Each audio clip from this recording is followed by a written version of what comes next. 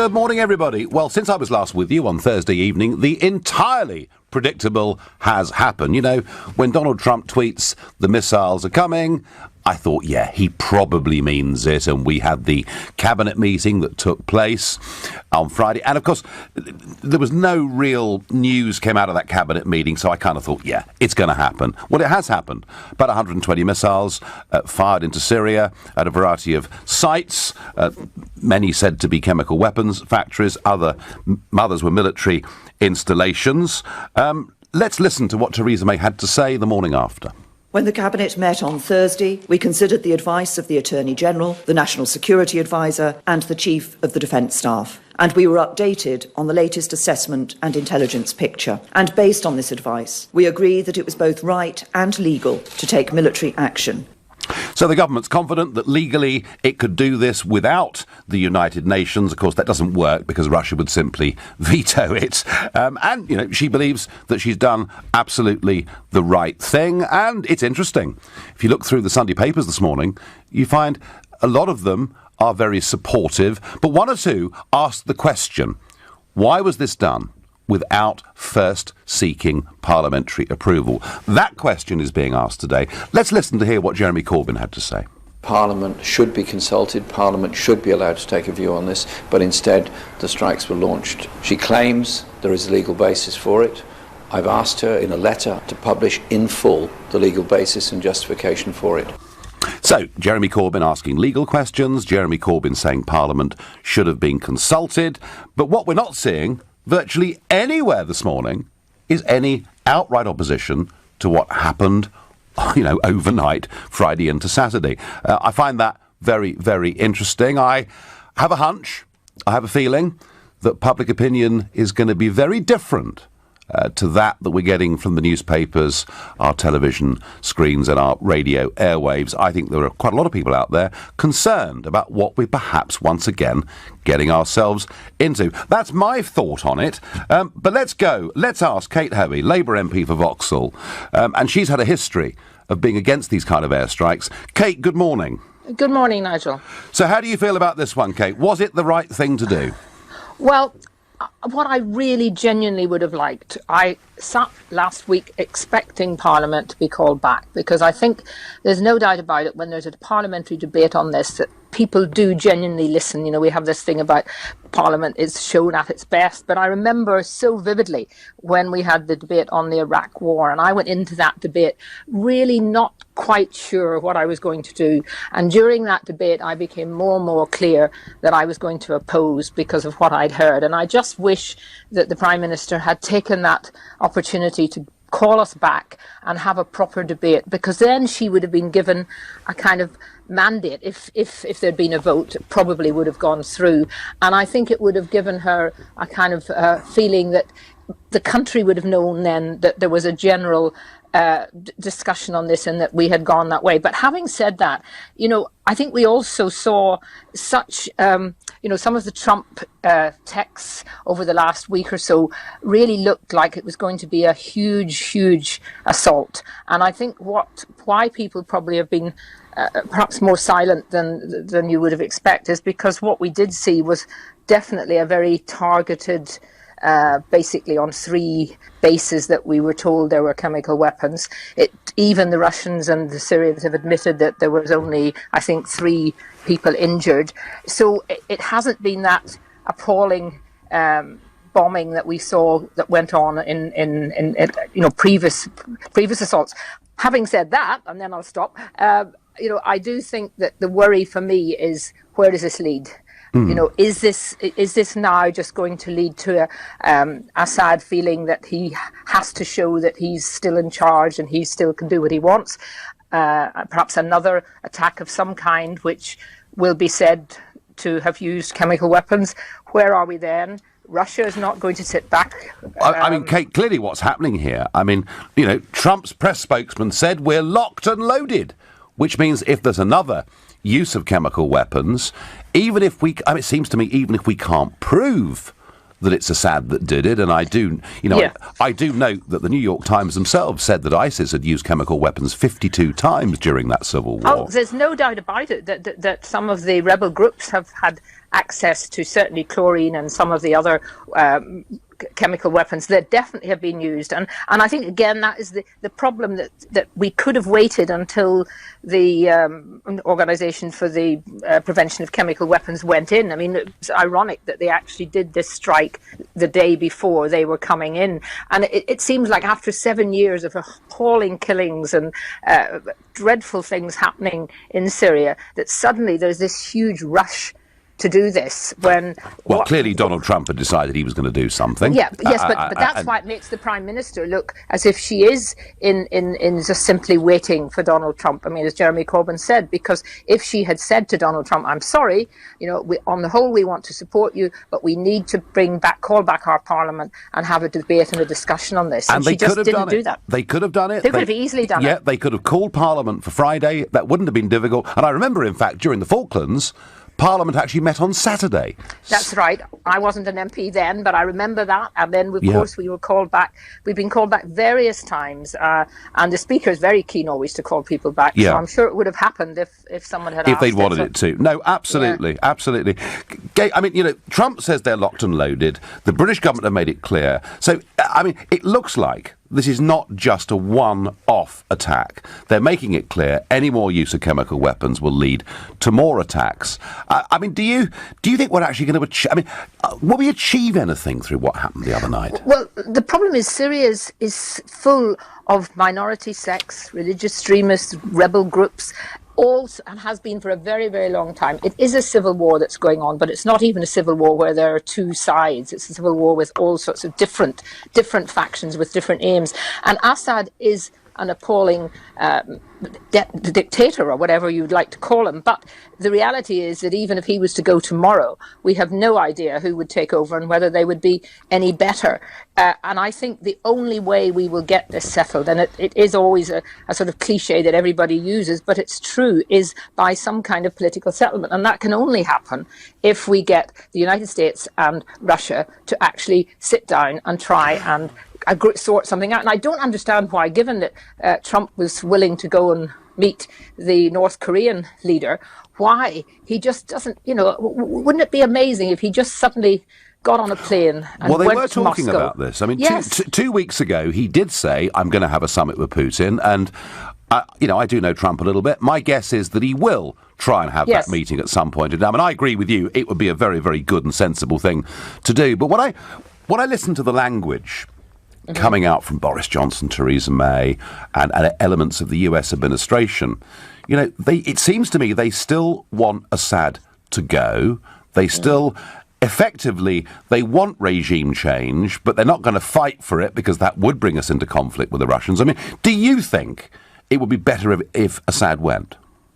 I really don't think at this stage it would make any difference whatsoever. And I was pleased that she did say, the Prime Minister, in her statement, this was not about regime change. But I'm afraid, I think the tone of everything that the British government's been saying and the American government is they don't like Assad and they would like him gone. Now, there are a lot of people, particularly Syrians, who have had to leave the country for all sorts of reasons, who would like Assad gone. But, is it our responsibility as the United Kingdom government to make that happen? And, we've seen the results of what we did when we went into Iraq to change the regime, although in theory it was about weapons of mass destruction, which, of course, the intelligence was completely wrong. And that's the other worry, you see. A lot of the public don't feel totally confident now about they don't trust government. No, they don't. They don't trust any of us. I get this on all sorts of subjects. I mean, Salisbury as well. A lot of people now say, whoa, hang on. After WMD, we don't believe what the government tells us. Well, we'll see where we go with this one, but I have a feeling this may not be the last airstrike. I hope I'm wrong. But, Kate, of course, today must be a very busy day for you today, Kate, because, of course, there's a big series. In fact, up in Camden this afternoon, which, of course, they couldn't have picked a sort of richer district, and there'll be Sir Patrick Stewart, so they've got an actor, and Anna Soubry, and your own colleague Chuka Ramuna, and there's the big campaign, the day of action today, to push us to have another referendum. Will you be attending those rallies?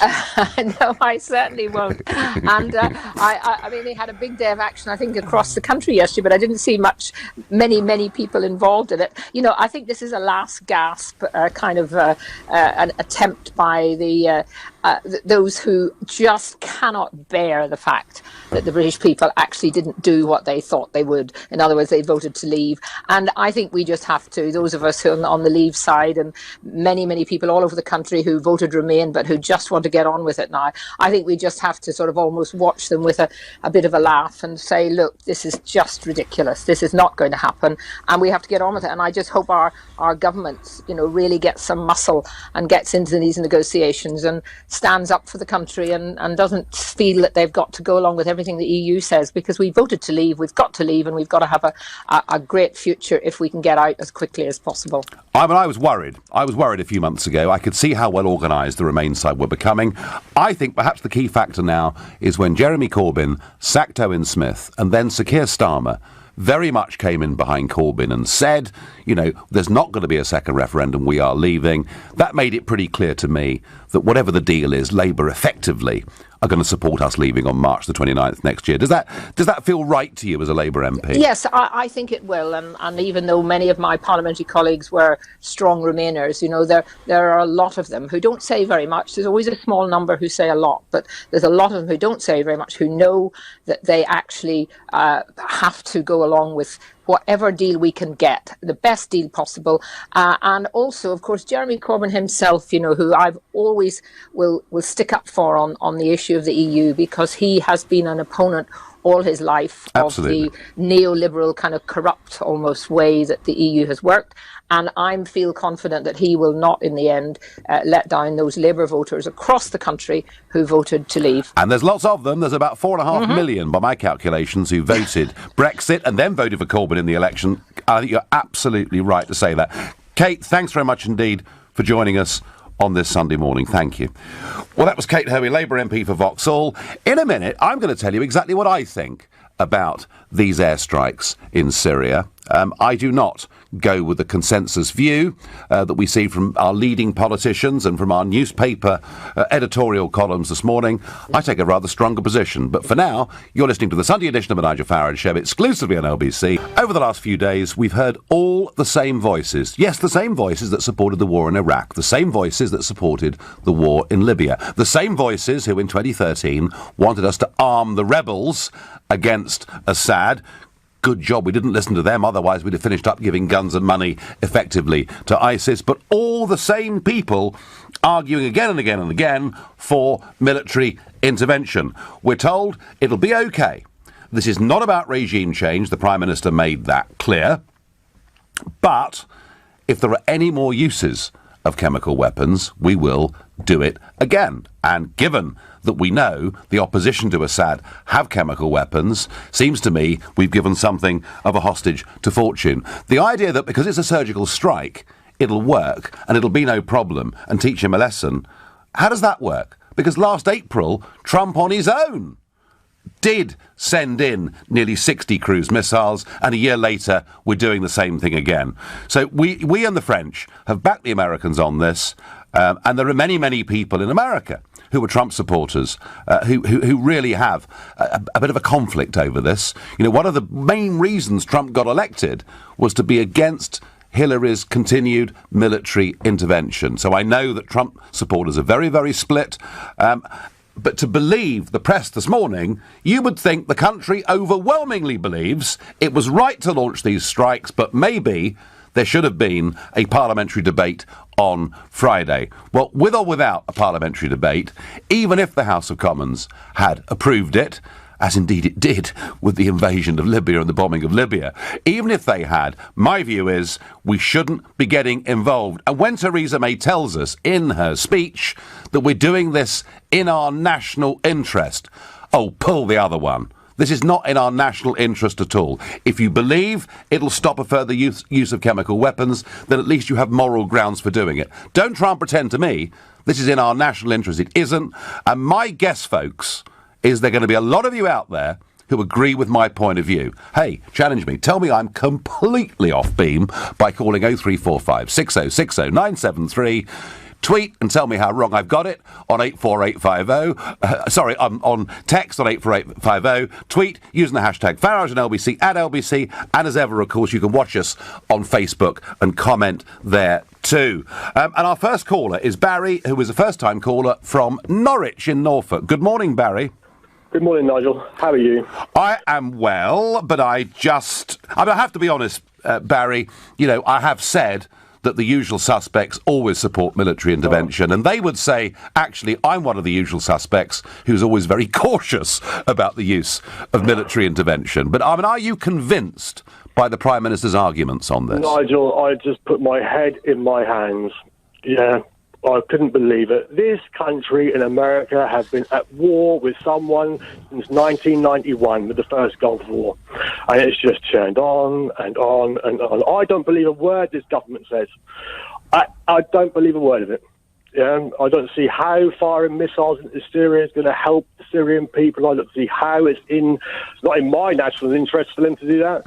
Yeah, and Donald Trump throwing out tweets about it's going to be worse than the Cold War and got smart new missiles coming over. If you can't do doing things like that, it's just all wrong. And I personally believe the reason why she didn't go to Parliament was this, because she was scared, and I think she would have lost the vote. Well, you see, that's interesting, Barry, isn't it? Because back in 2013, when Cameron and Osborne and Hague put this to Parliament, they thought, it'll be a breeze.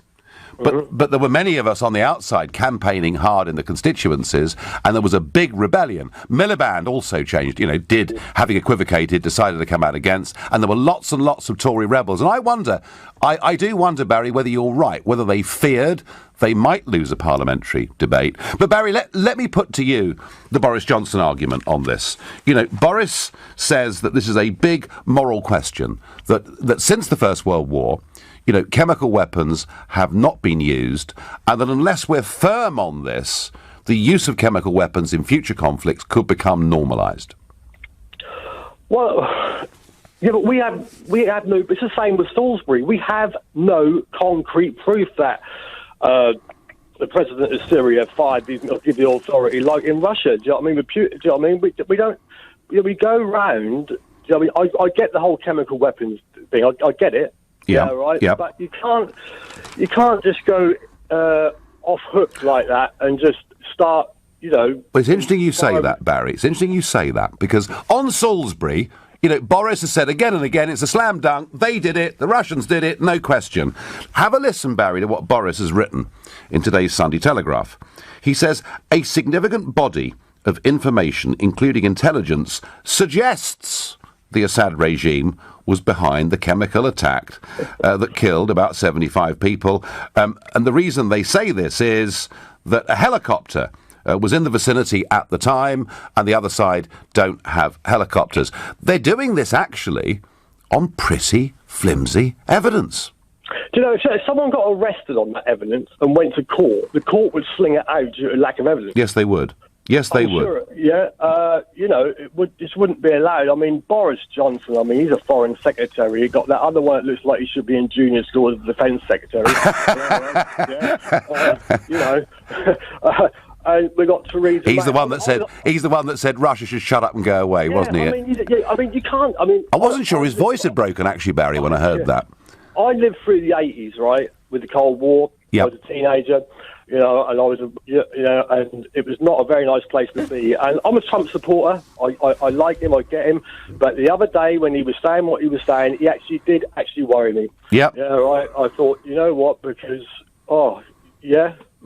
Barry, there are quite a lot of Trump supporters who are slightly concerned about this. Barry, thanks very much indeed for your call. And Barry, they're a first-time caller to the show who's got his head in his hands. Are you listening, newspaper editors? There are lots of people out there who take a very different view. That's what I think, anyway. Linda is calling from Manchester, another first-time caller. Good morning, Linda.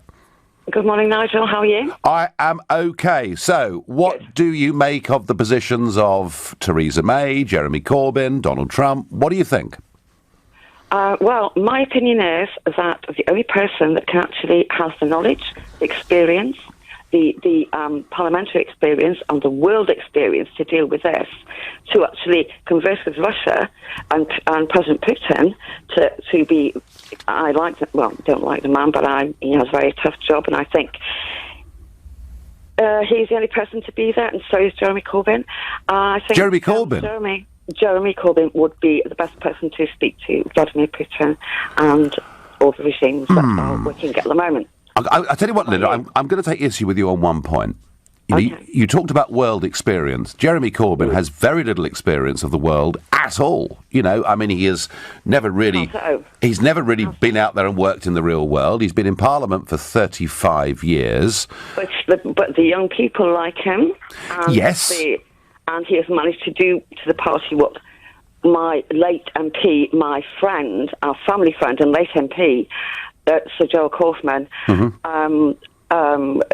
God, I've lost my thread now, Nigel. Sorry. No, look, spaniel's biting my hand as well. The hazards of being at home on a Sunday. I mean, Linda, as I say, I don't believe Jeremy Corbyn has world experience at all. Okay, but I get your point. He's very popular with young people. He's multiplied the membership of the Labour Party, and those things clearly are achievements. And I wouldn't, for one moment, want to take that away. But how could he, as an opposition leader, go to meet Putin? I mean, surely it's got to be the Prime Minister, hasn't it? No. Well, first of all, obviously, we've got to get Jeremy as Prime Minister. Right. Of course, that's the plan. Well, by then, I tell you what, Linda, by then, goodness knows how many more missiles we may well have fired off. But, hopefully, no, hopefully not. Waste of money when people are struggling with the NHS, the staff, the patients. It's horrendous. You need to get somebody in who will speak for the people. So why, Linda? When Corbyn, and you may have heard a clip I played from Jeremy Corbyn earlier on the show. Right. Corbyn today is talking about procedure. He's talking about the legality of the attack. He's talking, about whether Parliament should have been consulted, and he believes it should. Yes, it should, definitely. But Jeremy Corbyn hasn't come out and spoken completely outright and said these attacks are wrong. Do you think he should? I will not speak for Jeremy Corbyn. He's clearly absolutely capable of speaking for himself. But he's not saying much.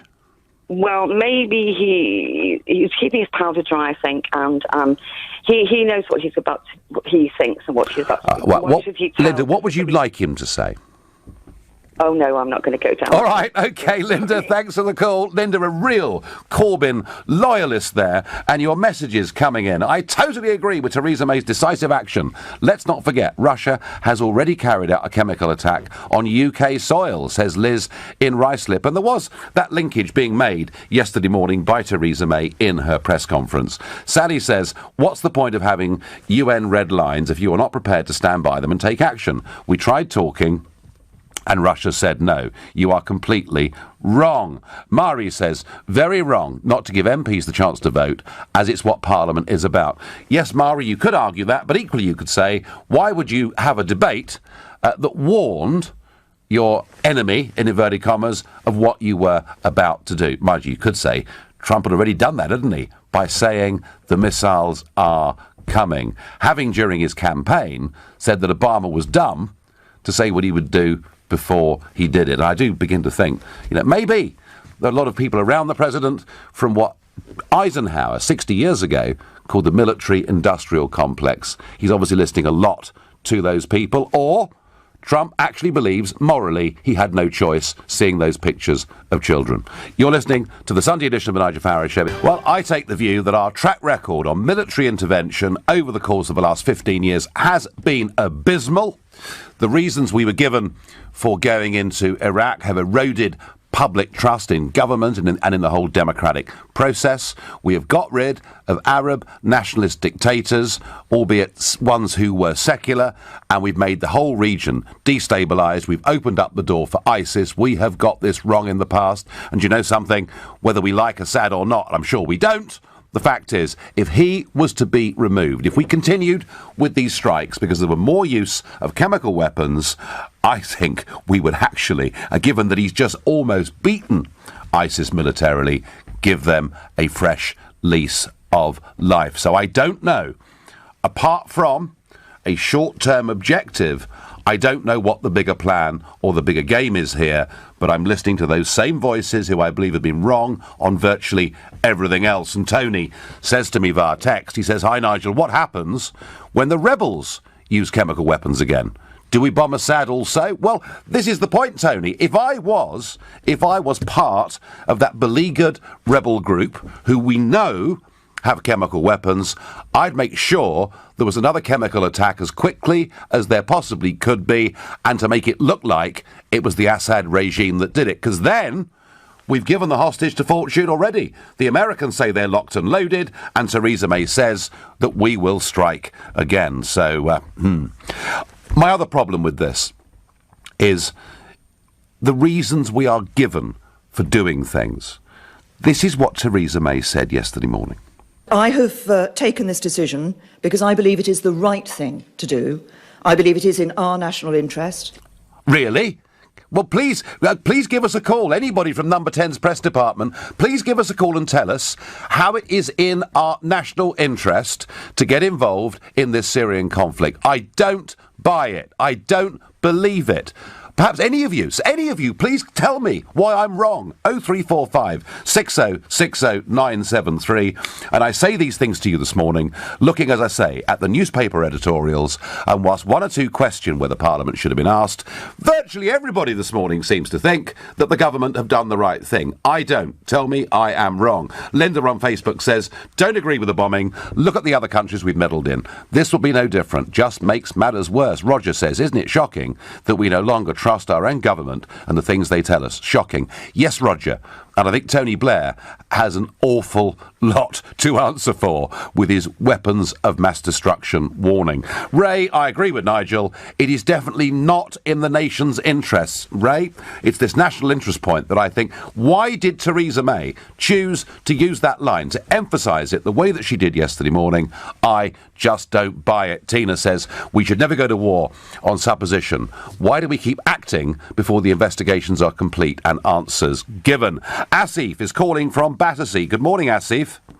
Hello, Nigel. Unfortunately, I'm going to agree with you as well. Oh, dear. Like many of your callers. I mean, if we look at this and piece it together, geopolitically, I mean, we have actually supported ISIS by destabilising Assad.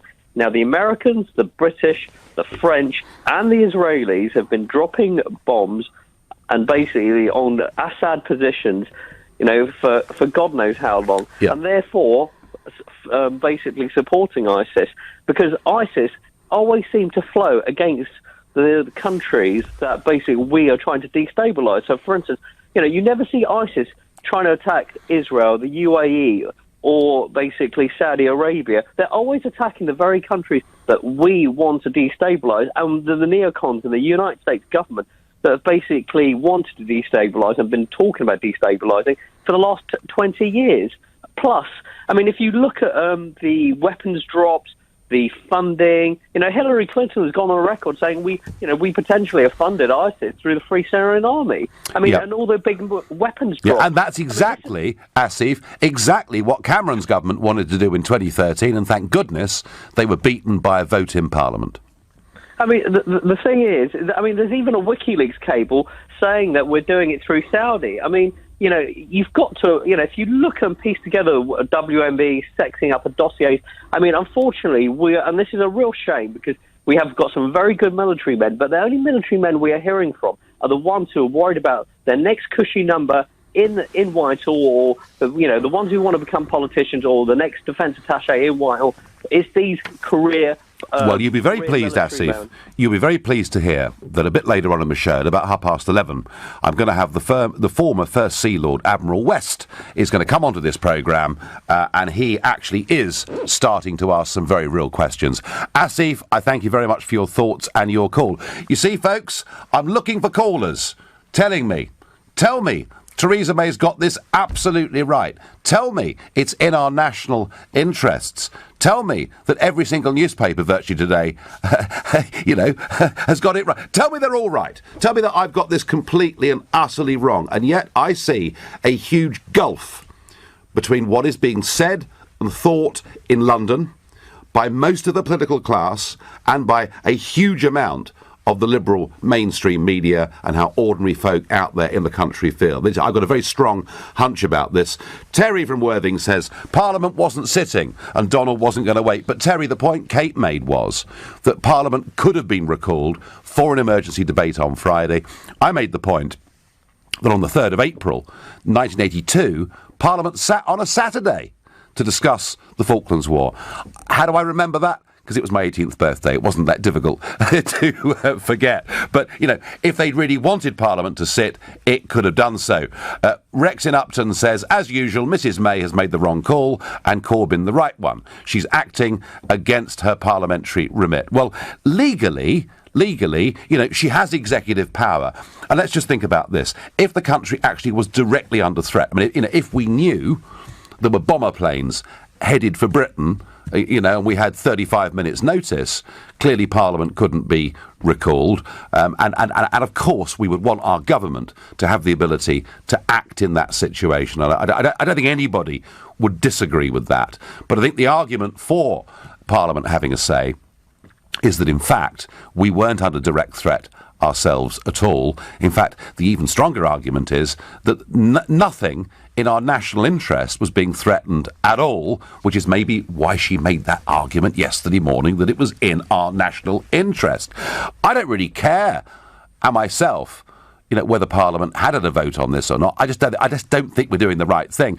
And if you think about this week, the idea that this week there'll be a debate and maybe a retrospective vote on something that's happened already, well, that frankly would be, I think, just a little bit pointless.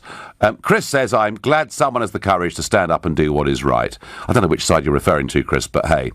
I'm normally with you 100%, but definitely not on this. We did a joint demonstration to show Putin that, well, OK, the Syrian strike is a token demonstration and a test of Putin's defences. Rick in Manchester, you know, if you want to play poker with Vladimir Putin, you can do so. I would recommend that we're just a little bit cautious, perhaps, about doing that. Nigel, this has nothing to do with Syria. There is money in war, and the US, UK and France have spotted an opportunity. Well, that's very, very deeply cynical.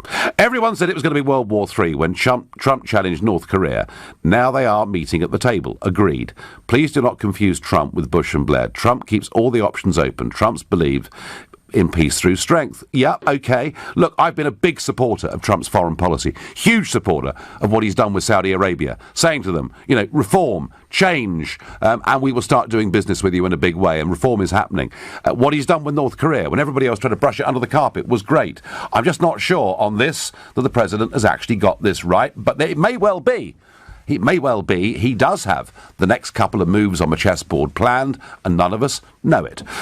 Graham says the national interest is oil, energy and money. Well, and security may just come in there, Graham, somewhere too. Neil is calling from... How do I pronounce the name of your town, Neil? St Asaph. St Asaph. Where is that? In North Wales. Right, I've learnt something this morning. Neil, the floor is yours. I don't necessarily support the strike, but I can see why, Theresa May feels it is in the national interest. You know, she, along with yourself, to be honest, has fought elections based on reducing immigration, and by her bombing Syria, I suppose it's less likely that the Syrians are going to come over here. Neil, I do understand. I do understand that destabilisation and war mean that people want to flee. And that, you know, there've been numbers of Syrians trying to cross the Mediterranean, albeit they've been piggybacked on by people from all over the world who try to use the opportunity. But yeah, I understand that point. Okay, Neil, let me put it to you the other way round. Okay.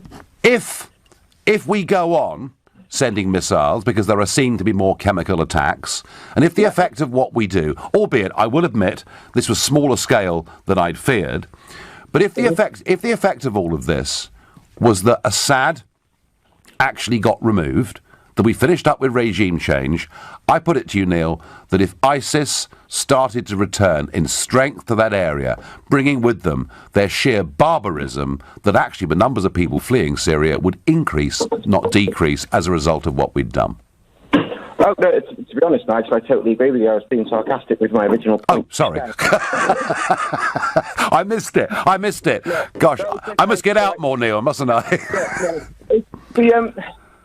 I think it's very, very strange that Theresa May and the government have said that they will not bring in Syrian refugees, including was it 5,000 Syrian children? Yeah. And said that they wouldn't bring them over from Calais, but at the same, but she's so concerned of the welfare of them because now that Assad is using chemical weapons, obviously bombing them with conventional weapons is a much better idea.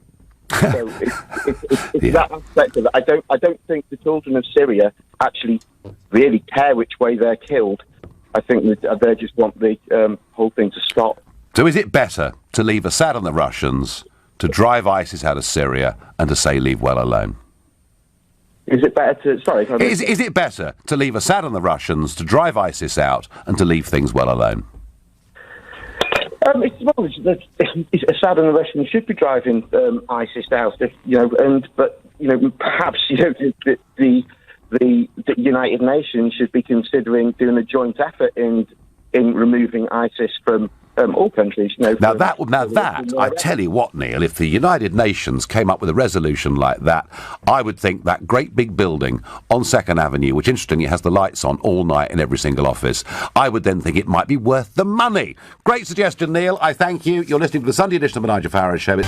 Nigel, if Mrs May says we had to act to stop chemical weapons being used in a far-off land, why did we not bomb Russia, who has used chemical weapons on our shores against British citizens? Hypocrite is a word that springs to mind, says Ali in Northampton. Well, yes, I don't think... What is interesting, Ali, about what was done by the USA, the UK and France, but pointedly not Germany, Merkel making that very, very clear. Clearly what was done was designed not to embroil the Russians in this conflict, and that again shows what really quite dangerous territory we are treading on here. Syria and Russia, not only allies, but they've been fighting there together for the last few years against the rebels, and a big chunk of those rebels have in fact turned out to be extremists in the shape of ISIS. Everyone said it would be World War III when Trump challenged North Korea. But imagine if things escalated and Boris Johnson was our foreign secretary. Well, there we are. Not all of you think Boris would be the right man in the situation of World War III. I don't know. What does John in Golders Green think? Hi, Nigel. You there? I certainly am. I've never disagreed with you ever since you came to public prominence, but I have to disagree with you now. Okay. This is not about Syria. This is about chemical weapons, pure and simple. And to not respond would to be condoning it, and to move that red line, whatever it is, a little bit further back.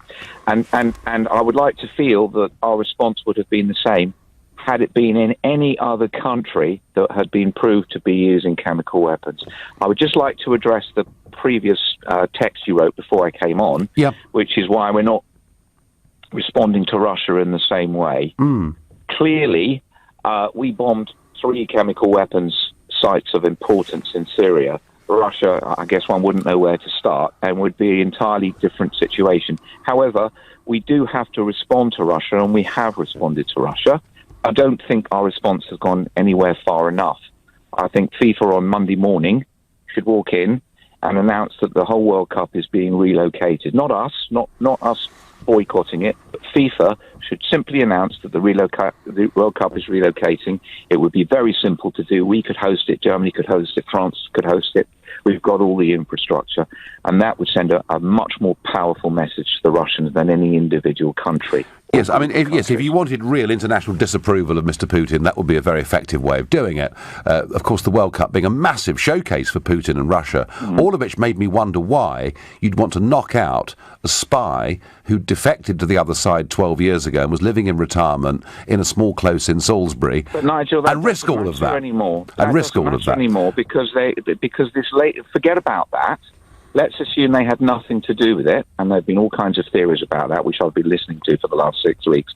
But in the case of Syria, they have openly been seen to be supporting the use of chemical weapons, and that is enough to make them culpable. Okay, John, you know, I mean, there were roughly 1 million soldiers on the Western Front affected by gas during from 1915 to 1918, and indeed, many of them were dying decades later, you know, having suffered mustard gas and lived pretty ghastly lives. And I'm old enough to remember people who had suffered from mustard gas and they were very, very debilitated by it. So the 1925, you know, the world comes together, bans the use of chemical weapons and gas, and in World War II, on the battlefield, you know, those weapons are not used at all. And I understand what you're saying, but John, do you not have to be absolutely convinced that Assad was guilty of this attack when you know that the other side have chemical weapons and have used them as well? I don't think they have to be absolutely convinced, because, as I just said, it's not about Assad, it's not about regime change, it's not about Syria. It's about destroying the chemical weapons facilities that are proven to be there. Okay, and that's why Theresa May said what she said. And that's why I have to disagree with you, I'm afraid. All right. Because it is good for the country that we do this, because we have to do it. Well, you know, Boris Johnson says a significant body of information, including intelligence, suggests that the Assad regime was behind the chemical attack. Doesn't sound very sure to me, but yours is a bigger, broader point that it is about chemical weapons. And, John, that's a very principled position. I just worry sometimes about what the real motives behind these things are. And I'm pleased, John, that the strikes were as limited as they were, because when I listened to the language that was coming from Trump, I thought, gosh, something absolutely massive is about to happen. So, John, having done this, and don't forget we did the same thing, or the Americans did the same thing last year, what do you think we should do next? I think we should wait and see, but I definitely think that FIFA should walk in on Monday morning and relocate the World Cup. Okay, we've got the FIFA point, John, thank you, and I've no doubt, actually, that what John raises there about FIFA is something that we'll debate over the course of the coming weeks, given this deterioration that we've got. Amal is a first-time caller from Tunbridge Wells. Good morning. Good morning, Sir Nigel. It's a pleasure to talk to you. Great show. Really enjoying the topics of discussion. Good. I've got to say one thing before I say anything else. Yep. The political classes won't, but you are a knight in our hearts. I think you've done a fantastic job to invoke the whole Brexit scenario. With this topic currently being talked about, listen, we have got Brexit on our doorstep. We're dealing with this situation, which is very important domestically. Instead, we are pursuing Syria, who hasn't attacked us or any of our interests. And if it is even proven that chemical weapons were used, there are so many more countries in and around Syria, Middle East, Saudi, etc., who have got a great responsibility to deal with their neighbours than us, a European country far away. Do we want Syrian refugees turning up on our doorstep because of our involvement? Do we really need more problems? We have got to deal with domestic issues and Brexit. The Prime Minister's focus should be purely on this matter and not involving herself in issues that are not directly connected to us. Humanitarian reasons. If that was the case, where was our efforts with the Burmese people, Rohingyans, when they were being killed? Is the child's life less valuable in Burma than it is in Syria? Well, you're right, of course, Amal. I mean, the very, very clearly minded view on these things. Yeah, the government have published, indeed, their legal basis for taking this action. And yes, humanitarian intervention is the main reason that is given in it.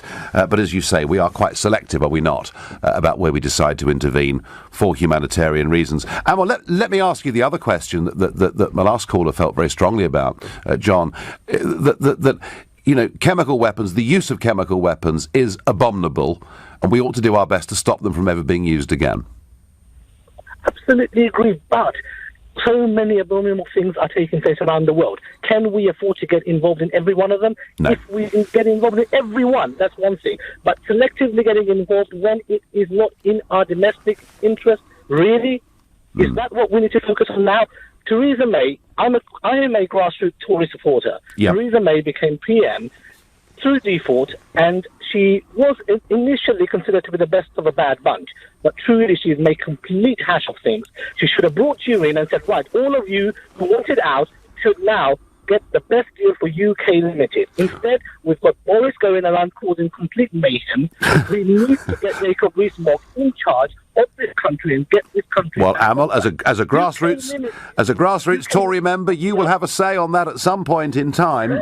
You really will. And I tell you what, Amal, they were out of touch. The political mainstream were out of touch on the European debate. They thought being a member of the European Union was a settled issue, and this UKIP lot and this wretched Farage bloke, they're just a little annoyance. Let's promise a referendum, they'll all go away, it'll all be fine, and they were wrong. And you know what, Amal? I think on continued military intervention, whatever reasons they give us, I think they're wrong about this, I think the media are wrong about this, I think there are a lot of people out there in this country feel very, very strongly that we've had enough military intervention. Amal, I thank you. I've quickly got time for Robert from Bristol. Good morning, Robert. Good morning, Nigel. Hypocrisy. I've just been watching the US, and there is a lot to be said for Trump, in my opinion. But I've heard them sounding off about the use of chemical weapons, as if, oh God, they wouldn't dare think of them. When in fact, my memory, you see, a lot of people who haven't got a very long memory, it probably comes with me being so old, but I remember a war called Vietnam. Yes. And the foraging over the forests and jungles, they used tons and tons and tons of chemical weapons. They dropped chemical canisters. They distorted the growth of Vietnamese people. I saw pictures of babies and children with growing things that shouldn't ever be on their bodies, and that was via the USA. So I don't want them to come along and wave their finger. You see, you get lots of people that are good at doing that, but they're not very good at what they do. I remember the use of chemical weapons. Robert, you've made a very powerful point. The use of napalm, Agent Orange, and all those things that did happen in Vietnam and happened on a huge scale. Robert, useful contribution. Thank you. Well, Theresa May is continuing to talk to Emmanuel Macron and Donald Trump since the airstrikes in Syria. I guess the real question I want to start debating in the next hour is, should Britain take part in further airstrikes if this situation escalates? Are you happy for this to move on from being a one-off strike to perhaps being something more concerted if chemicals are used again by whatever side in this conflict? If you think we've got to stay there all the way through, call 0345 6060 973. If you think no, enough's enough, text 84850. Or maybe you want regime change and remove Assad. Tweet using the hashtag Farage and LBC at LBC, and watch us on Facebook. Comment there too. We're live from London next. Well, Prime Minister May is talking to Emmanuel Macron and to Donald Trump, and they're assessing the situation, and of course they've said that if there's any more use of chemical weapons, we will send in more missiles. And I'm asking whether you would support further airstrikes if this situation escalates. You can call me on 0345 6060 973. You can text to 84850. You can tweet using the hashtag Farage and LBC at LBC. And of course, you can follow us live and comment on Facebook too. Well, I don't know about more attacks. I'm really pretty questioning about the one we've done already. But you've heard enough from me, so let's get a military view. And let's go to Lord Alan West, former First Sea Lord, and man who ran the Royal Navy from 2002 to 2006. Good morning, Lord West. Good morning. So, was it right? Was it right to launch these attacks when we did?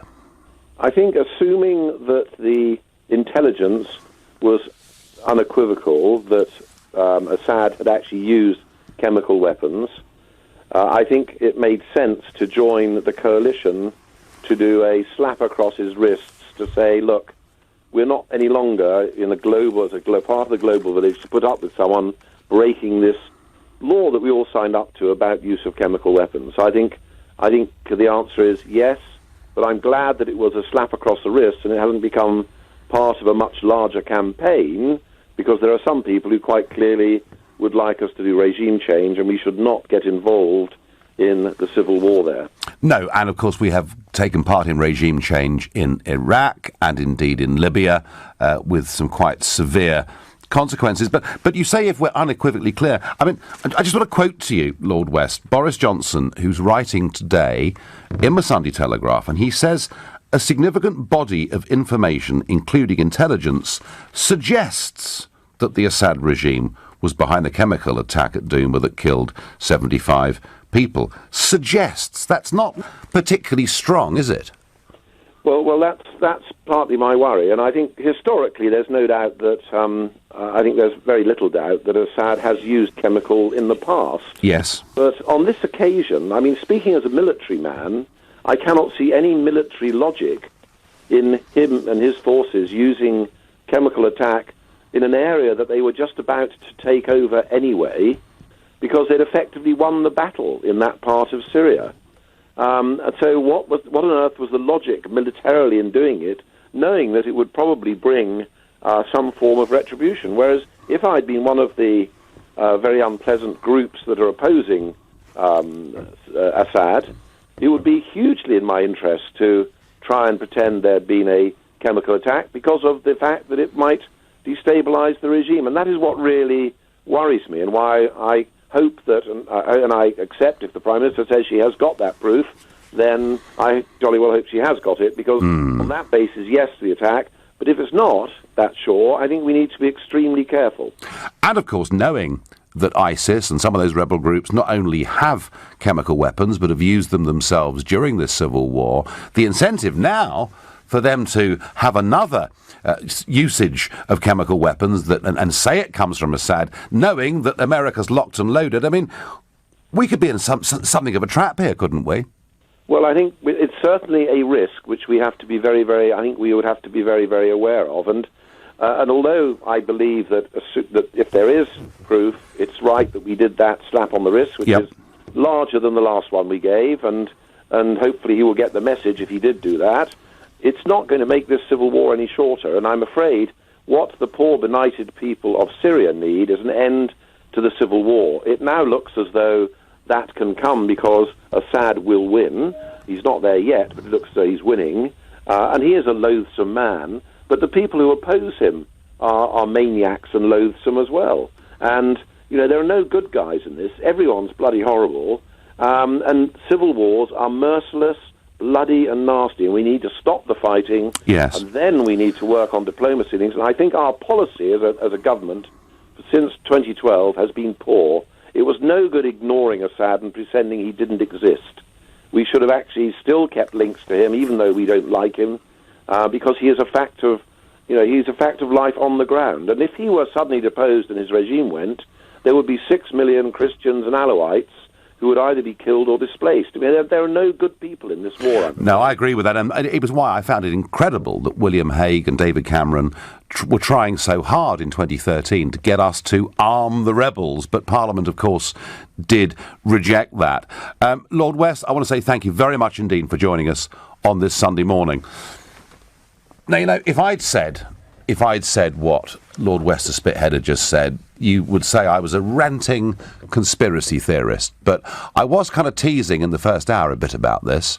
We know that the forces opposed to Assad have chemical weapons and have used chemical weapons. They are losing. Russia backing Assad, they are winning that civil war and winning it big time. ISIS and other rebel groups are being defeated. They've now been pushed back into relatively small enclaves within Syria. It is massively in their interests to make the outside world think that Assad has used chemical weapons. And as I say, if I said that, you'd think I'd been smoking something funny and gone nuts. But we get it there, from the former First Sea Lord saying he needs a bit more certainty to know that we've done the right thing here. If we have that certainty, he thinks the short, sharp shock is the right thing to do. And, all right, maybe even I could go along with that if it wasn't for the fact that within 24 hours, we're locked and loaded, we're ready to go again, and we've given, in my view, a hostage to fortune. Hey, that's what I think. But tell me, are you prepared to back further airstrikes if this situation escalates? And I'm going to ask Steve in Brentwood in Essex that very question. Good morning. Oh, good morning. Hello, Nigel. Lovely to speak to you. Good to speak to you, ma'am. Look, the thing is, the situation is nothing to do with the Syrian people. It's to do with Western ideas of Middle East control of the oil situation. They don't like Assad. They want to remove him. They don't want the Russians to have control of the Syrian oil and gas supplies. And it's to do tied up with Dutch oil. I'm afraid that, like us with Europe, we are being used as pawns on the dashboard. And that's what it's about. It's to do with oil control, and they don't like Assad in there. And I believe this gas attack, I think it was conjured up. There is no possibility of Assad doing it. There was no reason for him to do it because he already was winning the war. Yeah. And as for Theresa May, I feel that she's acted illegally. She's attacked a national country without no UN agreement. She's done exactly the same as Blair's done. She's gone down the same path as Blair, probably egged on by him and Alistair Campbell. And the fact she's got no sanctions from Parliament, she hasn't even waited for the report from the Weapons Inspectorate. She's jumped the gun. But I think behind that, as I say, is the control of the oil. And they want the whole situation to be under Western You control. feel pretty strongly, Steve, about this, don't you? My goodness me. Well, I've worked in the Middle East, and quite frankly, I can see the pictures quite clear to me what's going on. I'm afraid what you've done, Nigel, you've done absolutely fantastic over the 25 years. In fact, you gave inspiration to the people of this country, and we owe you a debt that we'll never repay. Well, I tell you what, the next time I'm in Brentwood, Steve, you can buy me a drink. How about that? Thank you very much. No, well, Steve, you're a star. Thank you. And Steve, wow, feeling very strongly that we've kind of jumped the gun. I wonder, I am very much for us having good, close relations in military terms, in intelligence terms, and in trade terms with the United States of America. But that doesn't mean we have to follow America every single time they do something. I wonder whether this might have been one of those times when the Prime Minister might have said to the President, should we just wait a little bit? Should we just give this a couple of days? Just think this through a little bit more. I don't think if she'd done that, that would have damaged our relationship with America one little bit. Oh, people say, of course it would. But remember, 1966, Harold Wilson, in Downing Street, Lyndon Johnson comes to visit him and says, look, we've got the special relationship, you're our closest ally, you must send troops to get involved in the war in Vietnam. And Wilson said, you know what, we're not going to do that.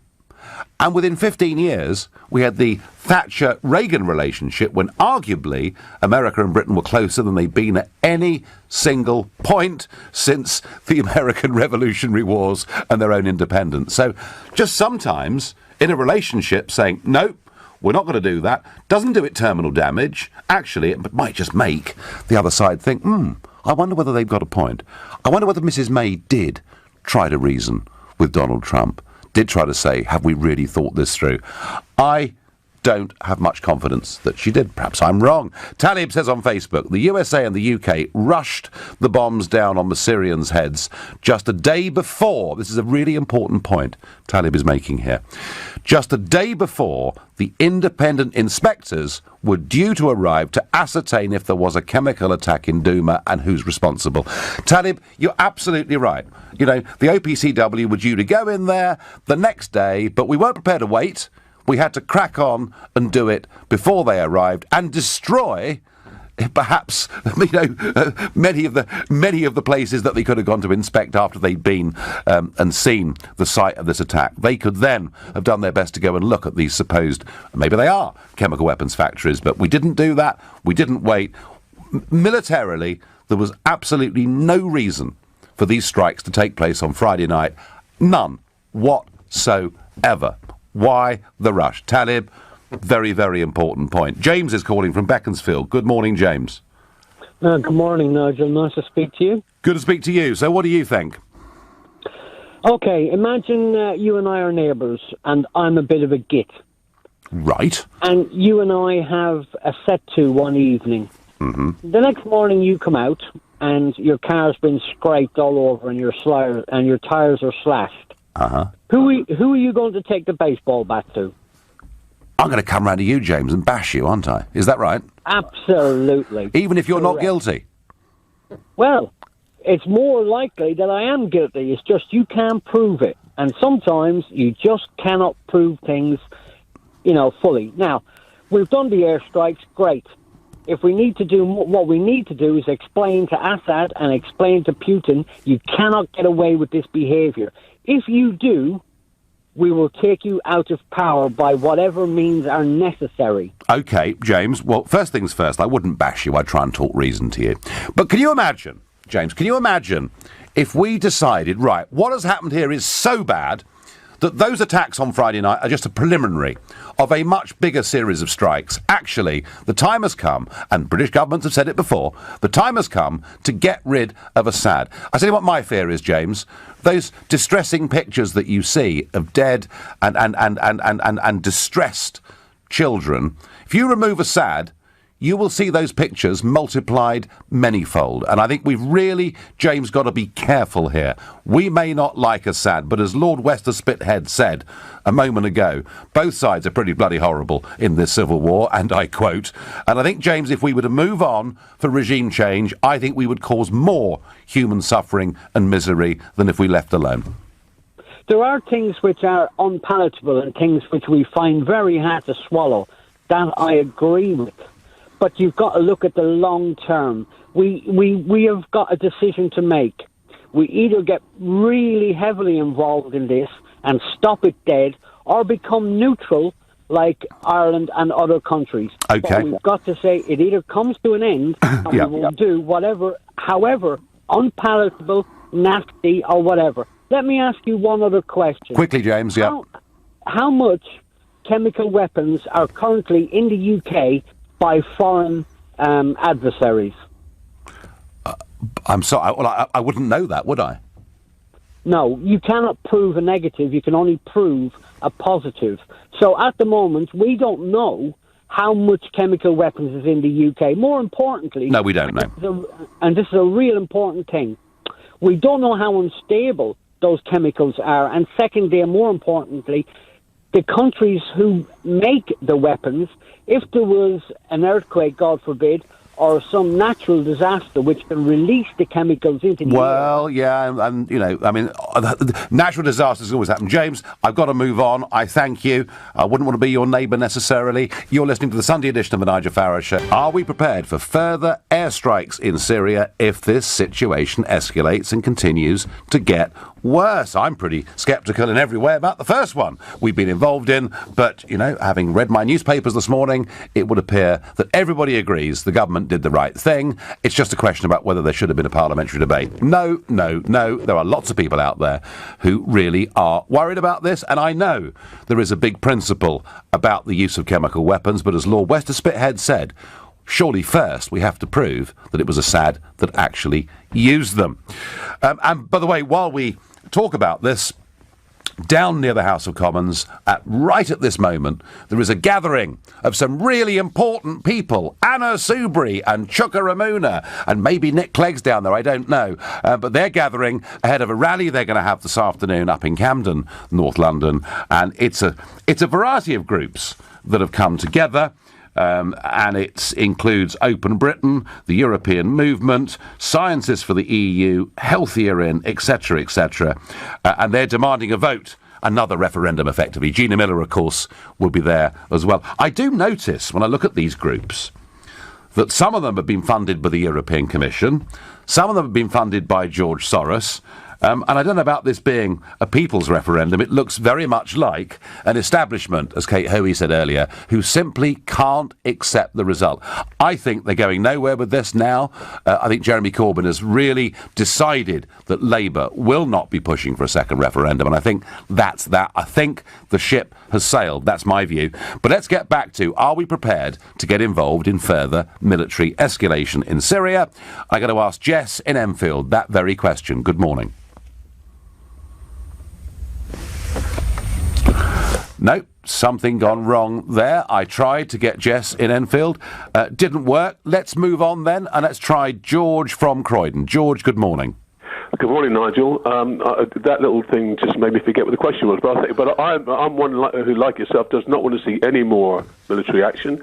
I think the astonishing thing is that what Lord West was suggesting, though he didn't say it, and what you're suggesting, and what many people believe, is that our own government is prepared to lie to us about the most serious issues imaginable in order to create a situation they want to create, which actually is risking embroiling us in a nuclear war. I mean, this is just so, talk about unbelievable. It's so astonishing to people that it takes their breath away. And I think there's a very large number of people in this country now whose minds have been really kind of changed by these kind of events in terms of what we think our government actually well, is. George, I mean, you just used a big word, and you said our government's lying to us. How do you think they're lying to us? Well, I mean, for a start, I mean, there's nobody's reporting of what the white helmets are. The white helmets were formed by James Le Mesurier, an MI6 officer, and they're embedded with Al-Qaeda forces who are now our allies, even though they're the people who are supposed to have blown up New York on 9/11. The whole thing is so monstrously, fantastically twisted and ridiculous that how can we believe anything, Nigel? Well, the white helmets, George, for those that don't know, the white helmets are there in Syria with physically white helmets who are seen to be first responders, when buildings are blowing up and things like this. But the truth of it, George, is that the white helmets do have a track record of actually doing a lot of work for the opposition forces in Syria and effectively being a mouthpiece for them. But because they're seen to be lovely and good and kind and wearing white helmets, we kind of believe what they tell us. And I think there are, George, some very, very serious questions about their role, very serious questions also about who actually funds them. Yeah, well, it's on record. This guy Mesurier who's an MI6 officer. I mean, they're a film company who were formed to produce pretexts for us to attack the Assad government. I mean, the war is a filthy thing, but we are not the good guys here. I mean, that's the bottom line. Well, I think our problem, George, I think our problem is we're endlessly saying there's this side and that side, let's pick the goodies and the baddies. And I think Lord West got it right a moment ago when he said there are no goodies in this. And I personally, I do understand the argument that we do not want chemical weapons to become part of normal warfare, if there is such a thing as normal warfare. I do understand that, but I'm not sure that we've advanced that one iota with this attack. And if these attacks work, George, well, Trump did it last year, didn't he? And now here we are doing it again. Just one more thing, though, Nigel. I mean, the idea that we're kind of heartbroken or that we have this terrific care for how these Arab peoples are treated, and killed and so on. I mean, it's just like the moral high horse doesn't sit on people who've started all these wars and killed about 1.5 million of them, at least, maybe 2 over the last 15 years. It's a lot of people. I mean, it's just dreadful, It's a lot of people. George, I'm not opposed to military action.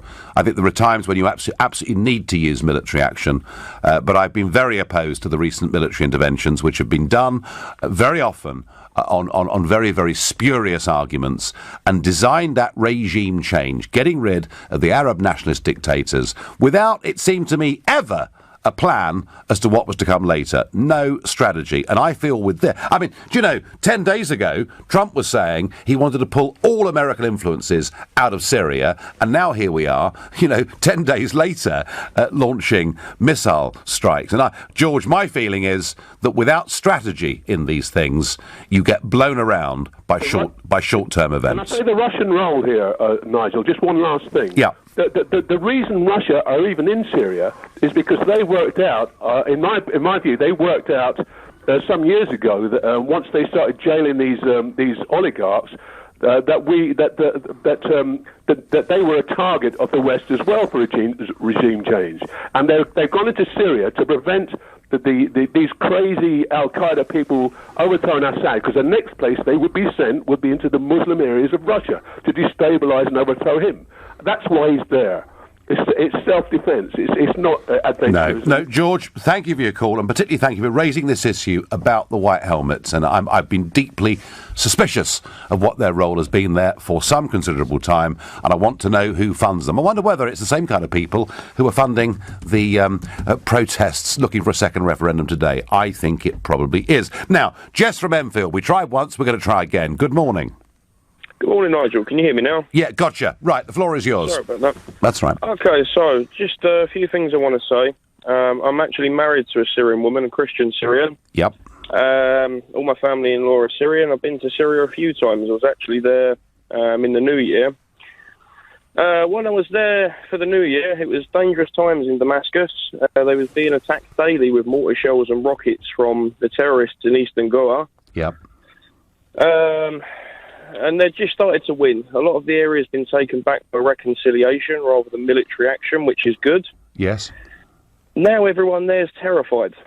They're absolutely terrified, not of their government, of our government and America's government. Have you spoken, Jess? Have you spoken to your Syrian family since the attacks? I have, yeah, I have. I was speaking to my mother-in-law just this morning. Right. Like I say, everyone there is very scared. Things are very uncertain right now. And what do they think? What do they think America, Britain and France were trying to do? Well, they obviously, I call them terrorists because I don't think they're rebels. But they think we've supported this group of people from the start, and this is us trying to change the balance, to tip the balance. They don't know why. They don't understand why our government is supporting these kind of people that want to kill all of the Christians and the Alawites and the Shias and all of the other minority groups there. Why they're supporting them over a government army comprised mainly of conscripted soldiers. They're the sons and daughters of Syria. They're not foreign-backed terrorists. No, Jess, you make a very powerful point. I've wondered about this. You know, however awful Assad may be as a person, who knows? But actually, under many years of his regime, you've had cafes in Damascus where Jews, Muslims and Christians could all drink coffee together in the same bar. Whereas, as you say, the opposition forces were basically, for many Christians, and you will know this better than I do, they're literally being wiped out. Tell me something, Jess, just very quickly, because I'm very interested in this. I mean, do your Syrian family believe that Assad carried out that chemical attack? They don't, no. I'll make it clear, a lot of people there don't support Assad any more than we support our government. Sure.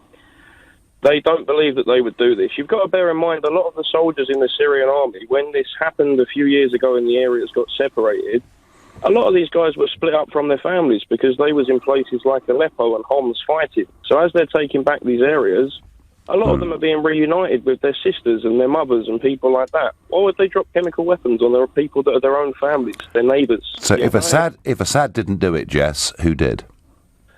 For me personally, and for a lot of people in Damascus right now, they feel like this whole thing was staged. Why? Who knows? I think a chemical attack did take place, but it certainly wasn't the Syrian government. And who would have staged that, Jess? I believe it would have been the terror groups that are involved on the ground there. And they don't care about the people. A lot of these guys aren't even Syrian. They've come from other countries, Chechnya, Afghanistan, these places. Can I just say one thing as well, Nigel? I know you're short of time. Very briefly, Jess. Yeah, it's a fascinating phone call. But one last point, please. From my personal point of view, I'm somebody who's quite on the left.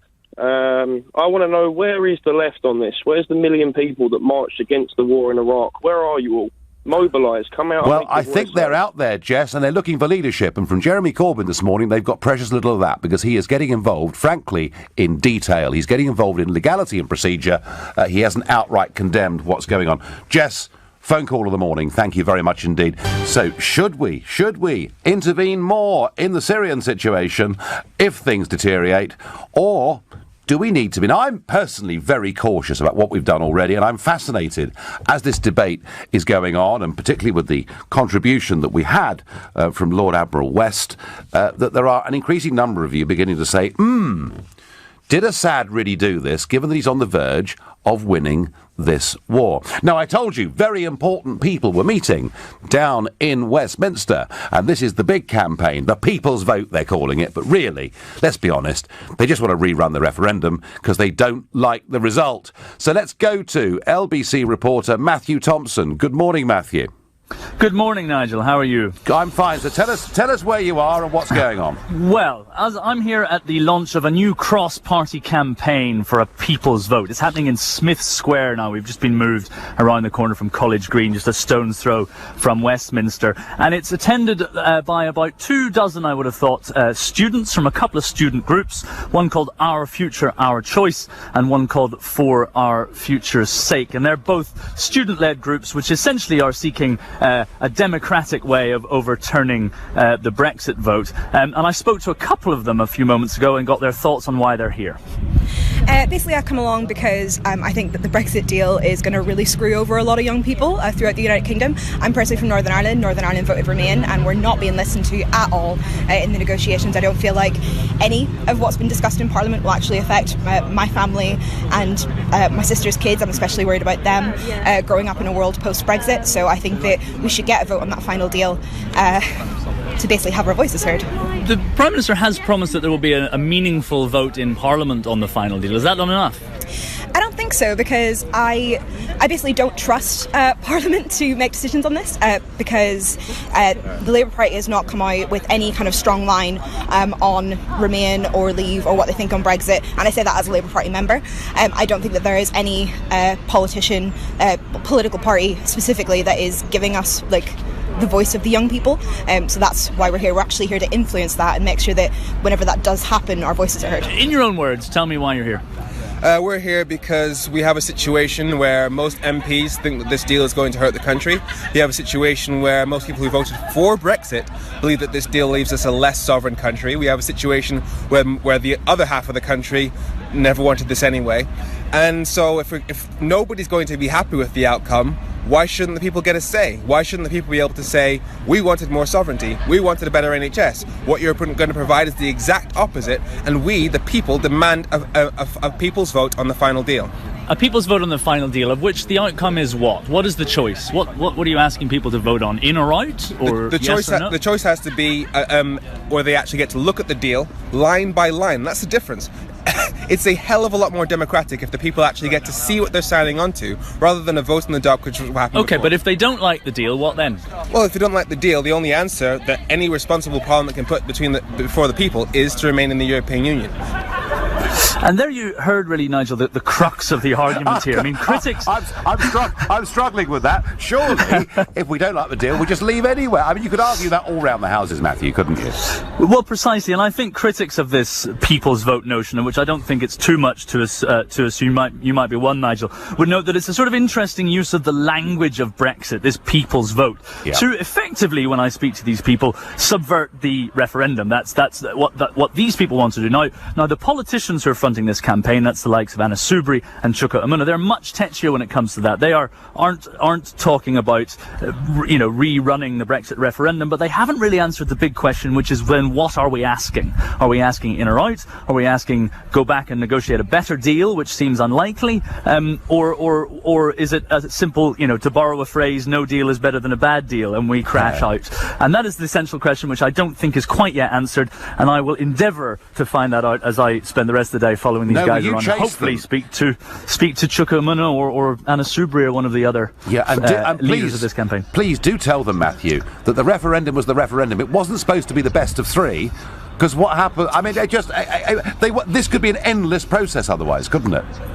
Well, yes, it could and it couldn't. But then you do also have to listen to some of the concerns that were raised there. I did speak to one gentleman who's attending this event today who himself voted Leave, and he says, well, look, I voted Leave based on certain assumptions, whether that be £350 million for the NHS or whether that be this, that or the other. And he doesn't feel that the current deal and the current shape of the deal, what he called a mess, is representing what he initially voted for. And that's partly the problem of a binary referendum on an in-out vote without actually an in-out choice without actually specifying what it would look like. Yeah. But there are concerns, and I think people do feel that they would like a say on the terms of the deal. But the question that does have to be answered, as I say again, is what does this vote look like? Is this referendum 2.0, which they don't seem prepared to concede, or is this simply another way of telling Theresa May to go back and renegotiate whatever deal she comes back with from Brussels? Yeah. Well, Matthew, you're going to have a fascinating day. Thank you very much indeed. And I just, I don't think it's going anywhere. Look, I'm not happy with the deal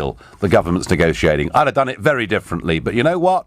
We didn't vote for the deal. We didn't vote for economic predictions of success or failure. We voted to leave. That was the question on the ballot paper. We voted to leave the EU and, to coin a phrase, take back control. Hey, right, now back to what do we do? Are we prepared to accept further military action, or have we perhaps gone too far already? Going to ask Sally Ann, who's calling from Clapham, that question. Good morning. Good morning, Nigel. Nice to speak to you. Good to speak to you. Yes, look, I totally disagree with more military action. I mean, haven't we done enough damage to that area over there? You know, I think, the most constructive thing they could do is reconstruct the UN, which is useless. I mean, and if you look at the people who are on the non-permanent side of it, plus, these 5 permanent members on the Security Council, I mean, we're never going to get anywhere. They sort of control the whole world, really. They're always vetoing things when they shouldn't be. I mean, I travelled all through Syria. It was the most beautiful, well-educated, beautiful place, lots of history. And funny thing is, a friend of mine over here, he actually studied with, he's an ophthalmologist, he actually studied with Assad, I mean, the guy, I don't know what on earth happened, how he made this transition from being an eye surgeon, to being, I mean, I know he's not a good guy, but I think that, they definitely want regime change, which they were working on. It was only when the Russians got involved, and yes, the Russians aren't good, but it was only then that we started getting rid of ISIS. I mean, we were very, very clear, Sally Ann, weren't we? I mean, Cameron's government was very, very clear that they wanted regime change. That is why they wanted to give money and weapons to the rebels. You have to create a monster, don't you? And I don't believe for a moment that he went and gassed those people. Don't you? Now, Sally Ann, people would say you're a conspiracy theorist. So I'm not a conspiracy. I have friends, in the Middle East. I've travelled all through it. I've worked out there, and I just think what is happening is disgraceful. And the fact that the US, the UK, and France, who happen to be people who have big oil companies too. Just look at Iraq, how that's been divvied up. It's still a mess, but the oil's still pumping out of there. And let's not forget about the gas lines, There were 2 different people vying for gas lines, which does affect Syria. So, no, I'm not a conspiracist, I'm a realist. And it just really bugs me that people think we're going to solve things by killing and bombing more people. I mean, I don't agree with everything Jeremy Corbyn says, but thank God we've got someone like him. And look at, Tony Benn. Back in, when was it? I think it was back in 2015. He stood up in Parliament, which was almost empty. Imagine if it had been, to do with politicians getting raises. They would have been in there. The Parliament was nearly empty, and Tony Benn stood up there talking about the damage we would do supplying the Middle East with weapons. And look what's happened. Well, he took a very consistent, very pacifist line on these things. Sally Ann, I'm not a pacifist. I'm not a pacifist like Tony Benn, or probably Jeremy Corbyn in reality. I think there are times to use military force, but I'm not sure now is one of them. I thank you very much indeed for your call, and Sally Ann pointing out what a lovely country Syria was. You're listening to the Sunday edition of the Nigel Farage Show. Should we take part in further military strikes if there is another use of chemical weapons? Or, and this is very interesting, from the moment we had Lord Wester Spithead on, to other callers and people who've spoken to relations in Damascus this morning, there is an opinion coming through this show of increasing scepticism about the fact that Assad was guilty of this. And even Boris Johnson, when he says why we launched this action, is really not terribly certain that Assad did do this. Far less certain than he is about what happened in Salisbury. I'm going to ask Carmi, who's calling from Norwich. Good morning. Hi, good morning. I wanted to say that I'm probably one of the few people who agree with what happened. Okay. I do not think for a minute that the reason was Assad. You have to remember they did not target Assad. They targeted a few locations where no people were supposed to be. Yes. The main reason was the Russians. The Russians have acted with impunity for many years, and they got emboldened to do more and more things. They saw that there is no reaction when they invaded Georgia, the Crimea. They used plutonium in London. They downed a plane. Polonium, sorry. Not plutonium. Gosh, that would have been... We'd have known about it, Carby, if it was plutonium, wouldn't we? I do apologise for that. And they used a chemical weapon to try and assassinate another person. And continuously, there was absolutely no repercussion. And now they got so emboldened that they have even threatened to directly attack American vessels, which was obviously just, This was the Trump saying the missiles are coming, they're smart, new and shiny, and this was them saying we'll shoot the missiles down, and maybe even the source of the missiles, which of course would be the US Navy, which is there in the Eastern Mediterranean. And that just shows how confident they were that there will be no repercussion. And that was the problem. We had to show them that enough is enough. So it doesn't matter whether it was Assad who fired the chemical weapon or not. The fact is the Russians vetoed any independent inspection of the area. We cannot support any Russian-led inspection of anything after the doping scandal. No, but so you see this then? You see this as we're using humanitarian reasons as cover, effectively, for saying to the Russians, so far and no further? Yes. Okay. No, you put the point very clearly, but it's quite dangerous taking on Russia, isn't it, in some ways? Well, we're not. People scared of Third World War, they have to remember the Russians are not interested in direct military conflict with NATO and America, just as much as we are not. No, I think they don't want it. Of course they don't want it, but we don't want it either. Carmi, can I just put this point to you? Whatever we think of Putin, whatever we think of Russia, whatever we think of some of the ludicrous things that one or two of their ambassadors say around the world, they are busy fighting ISIS, who are our enemy as well. Yes, they are. But that doesn't matter. The Russians have continuously vetoed any attempt of anyone trying to stop any through the United Nations. No, no. We could not let this continue. They just had a blank check to do whatever they like. Okay, Carmi, you've made the point very, very well. Thank you very much indeed.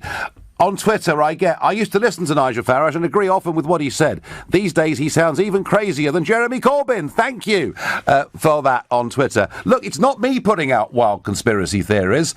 We're getting it from people with links to Syria. We're getting it from senior military figures. All I did was to ask a question. Some people are coming on and answering it, all right? And I'm worried now. I'm worried. We're locked and loaded, says the Trump administration. We're ready to fire more missiles, says the UK government. We know that Assad, with Russian help, is winning this war, winning this civil war in Syria, winning it big time, winning it quite quickly. And we know that the opposition groups have chemical weapons and have used them before. What is to stop them next time putting on an attack and saying it's Assad that did it and income yet more missiles? If we were to really attack that regime in a heavy way and topple Assad, I think we'd make the world a lot worse. Andrew is calling from Docklands. Good morning to you. Yes, good morning, Nigel. I think there's a thing that's I'm struggling with. It's just there's a lot of politicians have been saying we're doing good in the Middle East, and you've heard it, several people have said that this morning, and I'm just trying to get to the bottom of what that mindset is, looking at all the destruction and the death that they've caused out there, and they still say, and you still speak to people, well, we've done good. And I came across just a very short little quote here from the philosopher Ayn Rand, and I just think it sums up exactly this mentality, and it's only going to take a second. Go on. He said, if a man believes that the good is intrinsic in certain actions, he will not hesitate to force others to perform them. If he believes that the human benefit or injury caused by such actions are of no significance, he will regard a sea of blood as no significance. If he believes that the beneficiaries of such actions are irrelevant, he will regard the wholesale slaughter his moral duty in the higher good. And it's the intrinsic theory of values, that's the mindset that our political class have, that produces a Robespierre, a Lenin, a Stalin, or a Hitler. And it's not an accident that Eichmann was a Kantian. And you know what Immanuel Kant was. And this is the philosophy that is underlying what is going on today. Andrew, you can have a philosophy and you can follow it. You can have a belief system and you can follow it. But doesn't there come a point when you say to yourself, we keep trying this, we keep getting this wrong? Doesn't there come a point when they admit to themselves, actually, continued military intervention has not been a success? Well, they don't. They think it's like what they're trying to do is just destroy everything that was there and then rebuild it the way they want it to be, which is just the most horrific thing I can possibly think of. You just change things slowly, and you show people through free trade and through through genuine friendship, like the American founding fathers said, genuine friendship and entangling alliances with none. And you bring people on board, and where guns, cross borders, you've got to stop that. You've got to have trade, free trade crossing borders. That's what stops it, and it just takes a little while, and they're impatient just for their own ideology. And Andrew, we've launched 120 of these missiles. The French a few, the Brits a few, the majority, the Americans. Are you convinced that we waited long enough to absolutely have the proof that it was Assad that conducted this chemical weapons attack? No, and in fact, it just points to the opposite. They acted very quickly because they knew that there was going to be proof there that would perhaps disprove that he had used. Because because inspectors were due in the next day. Yeah, you've destroyed evidence. You do that, and you do that pre-trial or something. Andrew, you're another conspiracy theorist. Oh, dear me. Well, there's a lot of people dying because of these conspiracies. So and I don't think it's us that's conspiring. Thank you, Andrew. Point very strongly made. There we are. There's another one. You see, I really hope a lot of the leader writers on our papers, all of whom today seem to say that either May's done absolutely the right thing, or it would have been OK provided we'd had a bit of parliamentary scrutiny, are listening to the calls and the messages we're getting here in LBC this morning. There is an absolutely massive gulf between what the London mainstream media and political class think about Syria and the way ordinary folks think about our intervention here. John is calling from Glasgow. Hello, John. Hi, Nigel. How are you? I am well. So, come on, tell me, did she do the right thing or the wrong thing? Yes, I definitely do think she's done the right thing. Okay. She's the Prime Minister of the UK, and she has every right to do this. They broke the law. They broke international law by using the chemicals. Now, you may say that, well, why would he do this if he's winning the war? Mm-hmm. Exactly for that reason, he would do it, to make an excuse to say that, I never done it, why would I do it? We're winning the war, so why would I do it? So, Hang on, John. If he's winning the war, what benefit is it to him to kill 75 people? Because, as I just said, he can then switch the blame to us by saying it wasn't him. Why would I do this? This is Assad saying, why would I do this when I'm winning the war? So basically, it's a double bluff, if you like. But at the end of the day, John, hasn't he got more important things to do, like beating ISIS? Well, yes, we have. But hasn't Assad got more important things to do than killing thousands of people? Well, John, he is fighting. There has been a brutal civil war with huge casualties over about the last 7 years. I understand that. But all right, okay, let's, for the purposes of this, okay, Assad did it. Let's say he did it. Do you think our missile strikes will be more effective this year than the American ones were last year? I do, because he's got the support of probably the few of us at the moment, but I think he will get the support, and it's been spoken by the UN that they agreed it was Assad that done it. Okay. But again, Nigel, I'm just on about why May had done it, and to me, it's shown courage rather than weakness, as the limp Labour Labour leader said, that it showed weakness by doing this. I think that she showed courage to do it, and I just hope she would pass that courage on to a stance in other things that were going on about now, Europe and everything else, because it seems to me that she has. I think she's done very well as a Prime Minister since, because she was in a position where there was no plan B to do anything else for this country. No. I think she's done well as a Prime Minister. No, she inherited that. Well, John, I tell you what, if she shows real strength in the Brexit negotiations, I'll be cheering her too. Well, thanks, everybody. Fascinating. Big gap between thinking in London and thinking in the country. You've been listening to the Nigel Farage Show.